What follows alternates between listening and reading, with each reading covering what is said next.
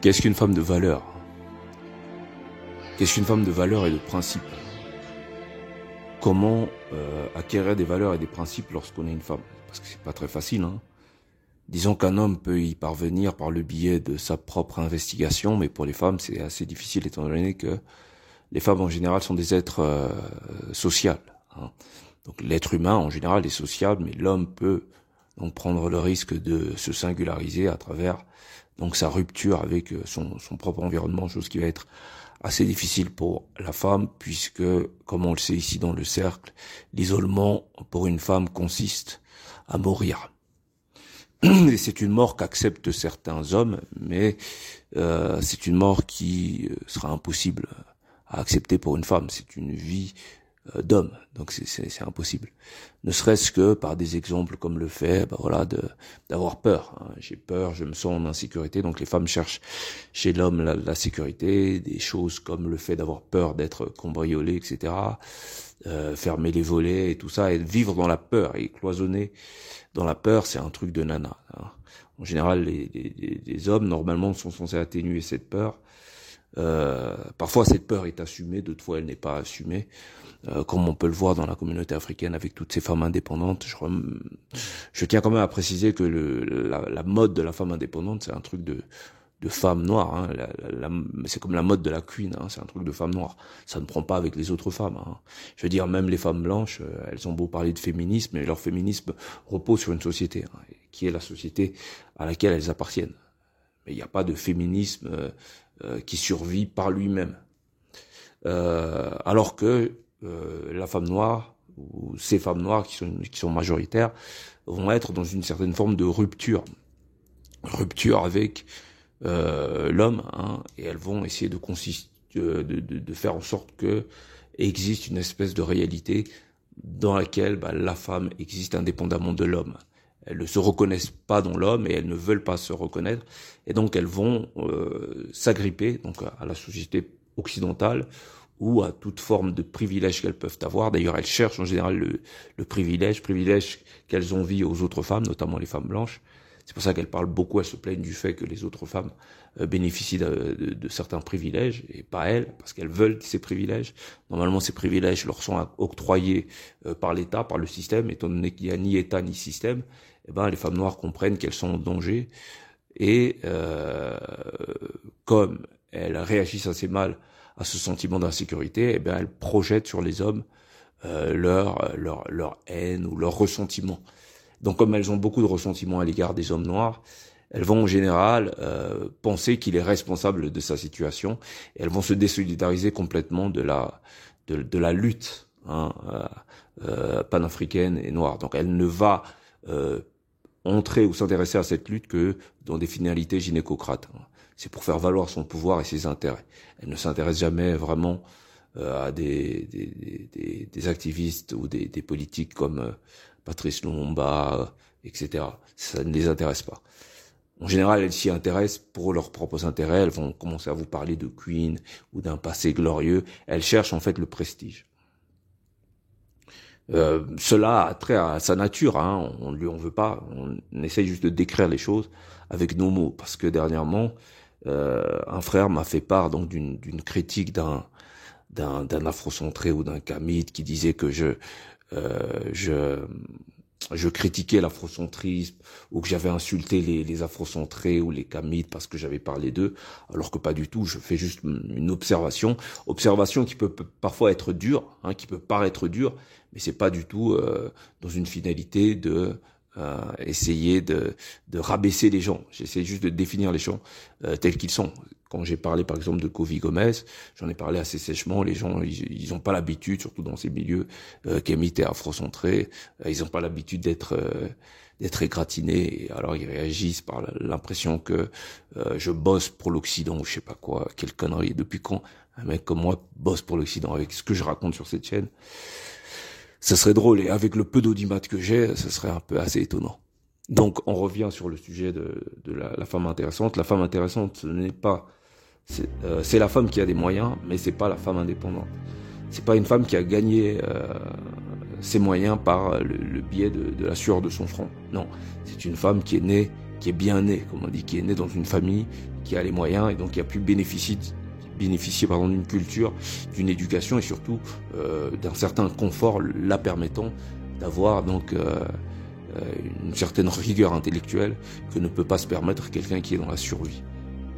Et donc avec ce type de femme, vous aurez droit à la politesse, à l'écoute et à la compréhension, chose que vous n'aurez pas droit avec une femme qui n'a pas bénéficié donc du confort paternel. Je parle bien du confort paternel parce que lorsque le confort est paternel, c'est là qu'il y a une véritable famille. Il n'y a pas de véritable famille sans l'éducation d'un père dur, fort et solide. Ça n'existe pas. Donc ces femmes qui sont accrochées donc aux volontés de leur mère ou au pouvoir maternel en général sont des femmes qui n'écoutent pas, sont des femmes qui ont un dessein qui est celui de leur mère. Et donc, une fois que vous êtes avec une femme qui est bien née, donc qui est issue d'une famille qui vit bien et non pas d'une famille qui survit, eh ben vous pouvez donc épouser ce type de femme. Donc, le fait même de payer donc une dot aussi faramineuse qu'elle soit, c'est pas du tout, vous ne perdez pas votre argent parce que vous avez misé sur une femme qui a non seulement des valeurs, qui a de la valeur, mais en plus de ça, qui est pas dans le besoin de gratter ou dans le besoin de s'accrocher à quelqu'un. Vous avez affaire à une femme qui a besoin d'un plus et non pas d'une femme qui a besoin d'un homme qui va penser à sa place, qui va la permettre d'exister ou combler ses besoins de sécurité. Donc, lorsque vous êtes avec ce type de femme-là, vous pouvez donc faire un bond en avant. Donc, une femme qui a les moyens, et aussi surtout qui a qui a une éducation paternelle. Donc, il y a des pères. Le père, il est utile dans le sens où il ramène le côté rationnel. Donc c'est bien plus facile pour un homme, parce qu'il y a beaucoup de femmes noires qui se plaignent.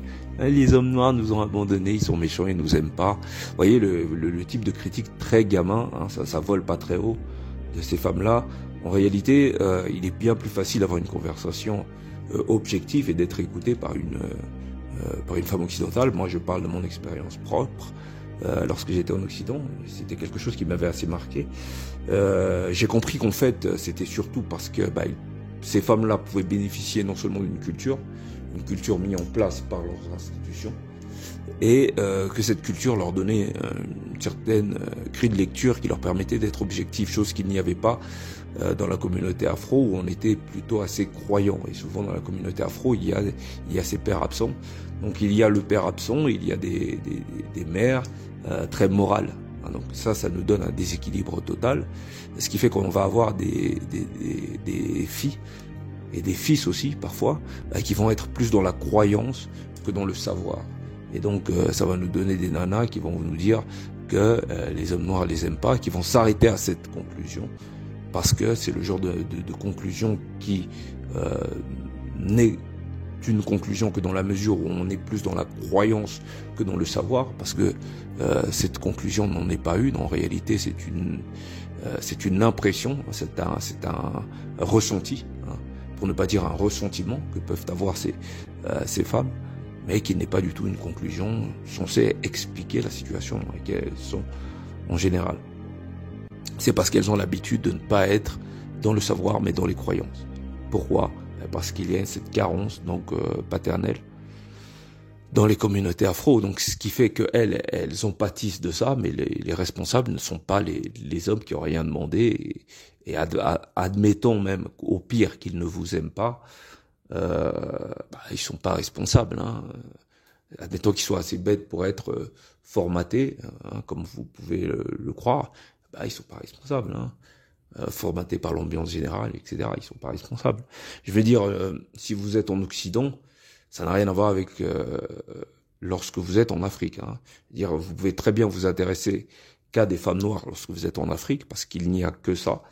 Et donc au final, votre conditionnement va faire que vous ne vous intéressez qu'aux femmes noires.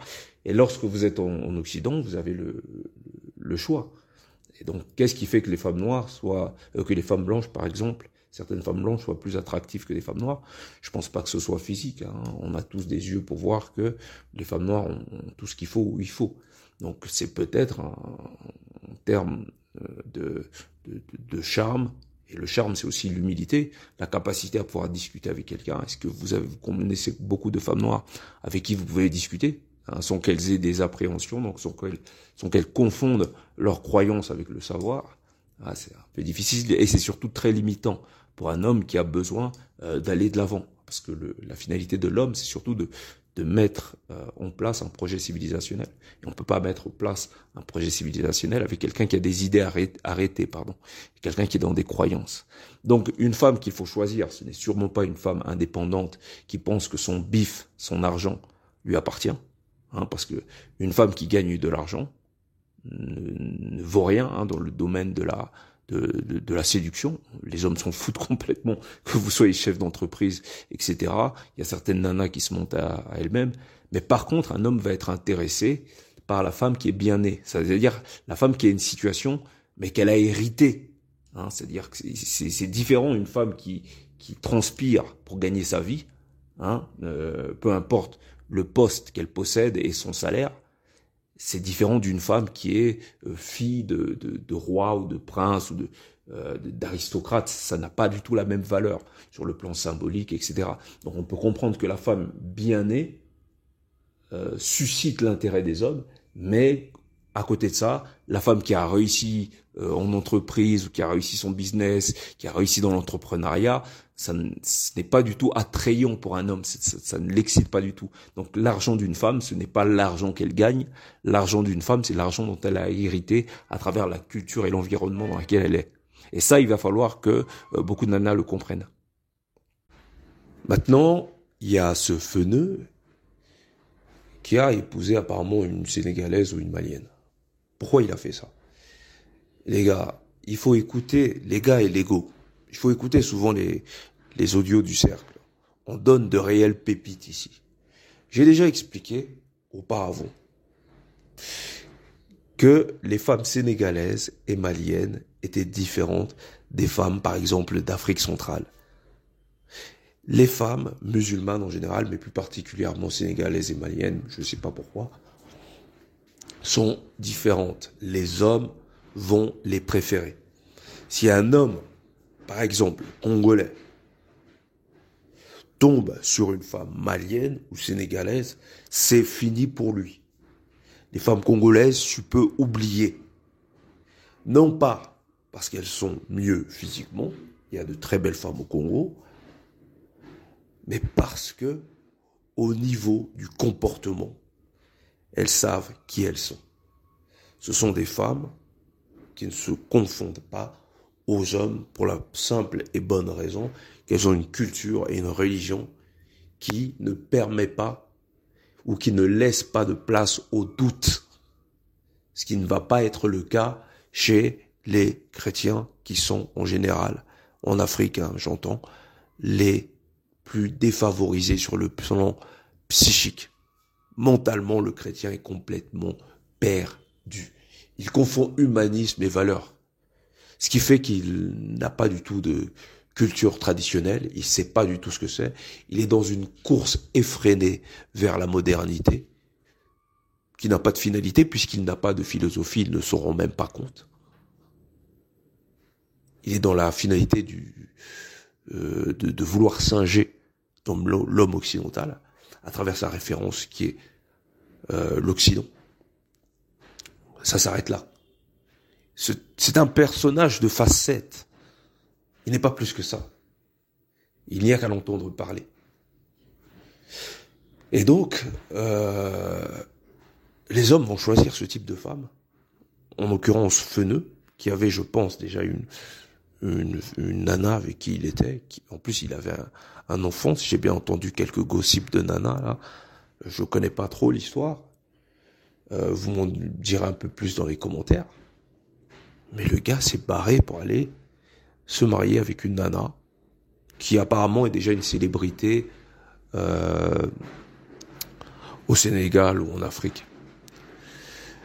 Et pour ceux qui aiment casser les burnes, parce qu'on sait très bien que ça parle beaucoup pour rien dire chez nous, hein, surtout du côté des nanas, eh ben, ceux qui disent que les hommes préfèrent les filles claires, les métisses et machin, ben, là on n'a pas affaire à une fille claire ou une métisse.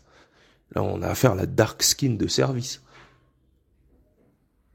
Donc, quel va être l'argument de ces nanas pleurnicheuses, victimaires et consorts? Il l'a choisi parce qu'il sait. Les hommes noirs en général, les normaux, même les beaux garçons, les hommes charismatiques, ils aiment les femmes noires. Il faut pas nous raconter des histoires. Les femmes qui disent ça sont en général des femmes qui, on va un peu parler comme les jeunes, ne sont pas des 10 sur 10 ou des 9 sur 10. Ce sont des femmes qui en général, elles n'ont pas un niveau exceptionnel, et donc elles font semblant ou elles font croire que, en fait, la responsabilité de leur manque de succès, c'est leur couleur de peau. Non, pas du tout. T'es peut-être vilaine ou t'as peut-être un comportement de déchet qui fasse que t'as pas de succès avec les hommes, ou que les hommes ne s'arrêtent pas sur toi, c'est tout. Il y a sûrement un truc sur lequel tu ne travailles pas, et comme justement on est des communautés avec des nanas qui ne font pas de travail sur elles, étant donné que elles pensent être parfaites, des queens, etc. Personne ne leur dit en face. C'est pour ça que j'accepte et j'apprécie la présence d'Alexis Chun, même si tout ce qu'il dit ne me plaît pas forcément, un peu matérialiste, on peut pas l'en vouloir. Il a un passé qui doit être le sien, qui peut expliquer cette tendance matérialiste, mais reste que ce dont ont besoin ces femmes, les femmes noires notamment, c'est des hommes qui leur disent la vérité, aussi brute, aussi crue soit-elle. Parce que là, elles marchent pas, elles volent. Elles délirent, pour la plupart d'entre elles. Donc voilà, une femme de valeur, c'est pas ce qu'on croit. La valeur se traduit aussi par l'humanité. Vous devez être humaine. C'est la valeur qui donne de l'humanité. Lorsque vous n'avez pas de valeur, vous n'avez pas d'humanité. Moi, j'ai dans ma famille des femmes qui n'ont pas de valeur. Et donc, en surface, sur le papier, c'est vendeur. Mais lorsque vous avez des conversations avec elles, lorsque vous discutez, vous voyez bien qu'elles sont obligées d'être cantonnées à des hommes de surface, c'est-à-dire à des baratineurs. Des hommes qui montent, des hommes qui vivent en surface, comme elles, parce qu'ils seront en adéquation tous les deux dans un couple factice. Et c'est ce qu'on peut voir en général dans les couples afro. Moi, j'ai plutôt parlé de l'Afrique centrale, où il y a beaucoup de mariages, notamment chez les Congolais, mais ce sont des mariages pour la famille. Il n'y a pas de projet civilisationnel derrière. C'est pour dire, regardez, je me suis marié. J'ai encore un vieux à moi, il part sur son 3e mariage, avec une nana qui a déjà je sais pas combien de gosses. Donc on le fait, on invite la famille. Donc nous avons une vie de surface, comme je le disais auparavant, surtout les hommes et les femmes d'Afrique centrale qui ont une vie de surface. C'est une vie qui est dirigée vers la matière, c'est une vie qui est très féminisée. Il n'y a pas de projet civilisationnel, ni de projet de conquête, il n'y a pas de solidarité entre hommes, il n'y a pas de vision masculine du monde. On a une énergie, on est prisonnier d'une énergie féminine. Donc une femme de valeur, c'est une femme qui a su tenir au sein d'un foyer où il y avait de l'ordre. Et seul ce type de femme peut avoir une stabilité pour supporter, une stabilité psychologique pour supporter un projet civilisationnel. Les autres, elles laissent tomber, elles y croient même pas. Les autres croient qu'en ce qui est déjà fait pour elles, c'est-à-dire vous rentrez dans les institutions, vous avez un diplôme, vous travaillez, vous passez votre permis, etc. Donc pour eux, la vie est déjà prédéfinie en avance, prédéfinie par qui? Prédéfinie par le maître, par le colonisateur. La religion leur est octroyée aussi par le maître. Donc ils n'ont rien à apporter dans leur psyché, c'est comme ça qu'ils raisonnent. Leur apport personnel ne peut être que de la prétention. C'est pour ça que lorsque vous faisiez valoir une personnalité ou une opinion dans ces communautés-là, en général, vous passez pour un prétentieux. Tout le monde peut avoir une opinion, une vision du monde, mais pas l'homme noir. C'est comme ça qu'ils se perçoivent. Ils ne peuvent avoir d'opinion que lorsque celle-ci est conduite par des gros clichés ou des choses qui sont déjà prédéfinies d'avance par la société. Ils ne peuvent pas sortir du carcan dans lequel ils se sont empêtrés depuis des années déjà. Ils sont prisonniers de la caverne de Platon, l'allégorie de la caverne, pour ceux qui connaissent. Ils sont prisonniers de la matrice, prisonniers de la maternelle. Et donc, ce type de famille, son père notamment, hein, les familles matrifocales ne peuvent pas concevoir de génie. Et si il y a génie, celui-ci se retrouvera avec des ennemis dans son propre cercle. Ils ne peuvent pas concevoir de femmes de valeur, parce que celles-ci ne croient en rien, malgré les heures qu'elles passent à dormir dans des églises de sommeil. Merci, au revoir.